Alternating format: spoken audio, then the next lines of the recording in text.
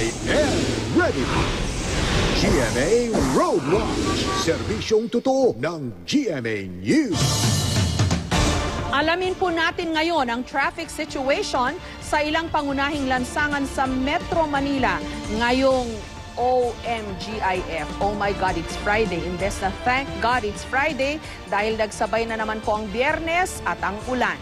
Narito po ang live na kuha ng MMDA traffic camera sa C5 Green Meadows. Yun pong mga puting ilaw, yung pong kaliwa ng inyong screen, yan po ay papuntang Pasig City. At yung pong kanan naman ng inyong screen, yung mga may sasakyang kulay pula na ilaw, yan po naman ang papuntang Quezon City. Katuwang naman ang Waze, mas lumawak pa ang paghatid natin ng serbisyo publiko sa ating mga motorista. Ang Waze ay isang high-tech mobile application na nagbibigay ng real-time traffic update base sa report ng mga Wazer na nasa kalsada. Kamustahin natin ngayon ang lagay ng traffic sa EDSA North Avenue. Ito po ang traffic sa may EDSA, yun pong lane na papapunta sa left, yan po ay towards sa Caloocan. At ito po namang sa baba ay yan po yung papunta naman ng Quezon Avenue. Pulang-pula po ang kulay ng ating ruta na yan. Ibig sabihin po ay mabigat ang daloy ng traffic.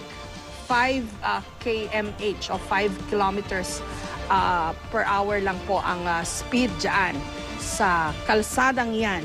Ngayon po naman, tignan natin ang sitwasyon sa Manila-Cavite Expressway o ang Cavitex. Ito pong arrow paakyat, yan po ay papuntang direksyon ng Maynila. At dito po sa ibaba niyan, ayan po naman yung papuntang south o Cavite. Pulang-pula din po ang kulay ng ating ruta sa Waze map. Ibig sabihin, mabigat din po ang daloy ng traffic. 8 kilometers per hour po ang speed sa kasalukuyan. Mabagal na mabagal po ang usad ng traffic. Ito po ang latest mula sa GMA Road Watch. Pwede nyo pong i-download ang Waze application sa inyong smartphone at sumama sa lumalaking Wazer community na ready maghatid ng real-time traffic situation habang kayo'y on the road. Magplano para sigurado. I am ready. Serbisyong totoo ng GMA News. Ingat po!